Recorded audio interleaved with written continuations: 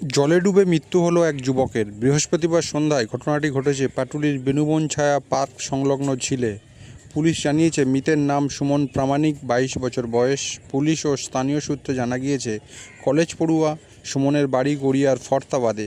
বন্ধুদের সঙ্গে ফুটবল খেলে ওই ঝিলে স্নান করতে যান তিনি। প্রত্যক্ষদর্শীরা জানান স্নান করতে নেমে সাঁতরে একবার ঝিল পেরিয়ে যান সুমন ও তার বন্ধুরা। ফেরার পথে মাঝপথে তলিয়ে যান সুমন। বন্ধুরা চেষ্টা করেও তাকে উদ্ধার করতে পারেনি। খবর পেয়ে পুলিশ এবং পরে দমকল কর্মীরা ঘটনাস্থলে এসে সুমনের দেহ উদ্ধার করে। ঘটনায় শোকের ছায়া নেমে এসেছে সুমনের বাড়িতে। সুমনরা আগে থাকতেন সুভাষগ্রামে।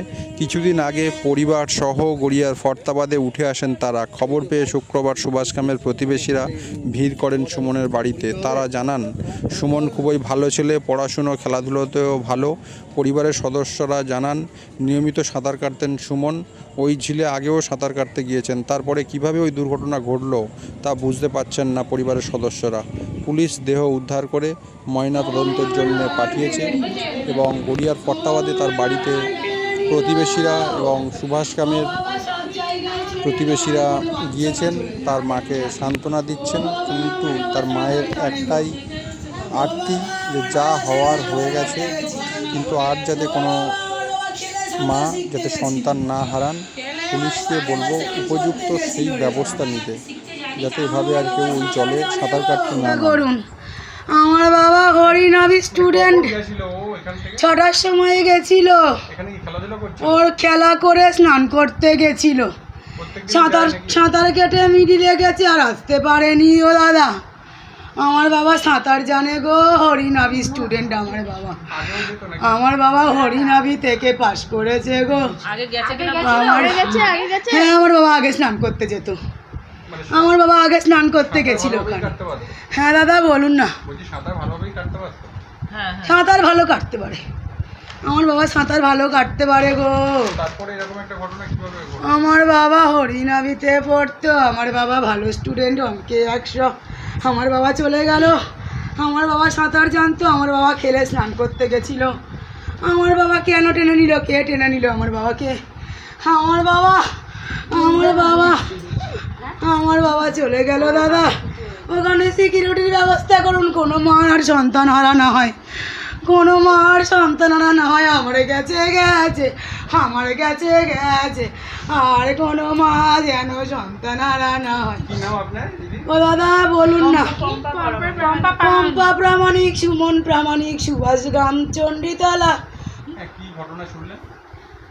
শুনলাম বলতে আমরা হলাম সুভাষগ্রাম চণ্ডীতলা বুড়িবরতলার বাসিন্দা, খুব ভালো বন্ধুও বলতে পারেন। ওখানে দীর্ঘ অনেক বছর এনারা ছিলেন। তো এনার এই দিদির হাজব্যান্ড হচ্ছে এখানে কবি নজরুলের একটা সেলুনের, মানে ওনারই সেলুন ওনার। তো এই যাতায়াতের অসুবিধার জন্য, মানে গড়িয়া টু সুভাষগ্রাম যাতায়াতের অসুবিধার জন্য এখানে একটা ফ্ল্যাট কিনেছেন। যাই হোক, ইএমআইতে কিনেছেন, সপরিবারে এখানে বসবাস করেন। তো ওখানেও যাওয়া আসা আছে, যেহেতু ওখানে একটা বাড়ি আছে, তো কম বেশি যায়। তো আমাদের ফোন হয়, সবসময় ফোন হয় সকালে, এই মানে এমনি খবরাখবর নেওয়ার জন্য, কী করছো, কেমন আছো, বাচ্চারা ভালো আছে কি নাই। তো আমি যথারীতি সেরকমভাবে আজকে সকালেও ফোন করি। তো ফোনটা উনি রিসিভ না করে অন্যজন রিসিভ করছে। আমি বলছি আপনি কে? অন্য গলা যখন পেলাম তো আমি বললাম আপনি কে? বলছে এরকম অবস্থা, যে ওনার ছেলে আর নেই। আমি বলছি কী বলছো, ভুলভাল কথা, এটা হতেই পারে না। বলছে হ্যাঁ, এরকম পাটুলির ঝিলে স্নান করতে গিয়ে আগের দিন এরকম খেলতে গেছিলো, স্নান তারপরে খেলে টেলে, যেরকম গরমকাল ওখানে স্নান করছিল, এই আর নেই। আমি বলছি এটা তো ভুল বলছো, কানকে বিশ্বাস করতে পারছি না। তারপর যখন আসলাম, হ্যাঁ আগেও স্নান করতে যেত, কিন্তু এবার নিয়তি পুকুরে সাঁতার কাটতো গো। সাঁতারও জানে যথারীতি, কিন্তু নিয়তির আগে তো কেউ যেতে পারবে না। হরিনাভি থেকেও পাশ করেছে, পাসড আউট। এখন কোথায় পড়াশোনা করতো? কলেজ মৌলানা আজাদ। আমার নাম মধুশ্রী বোরা।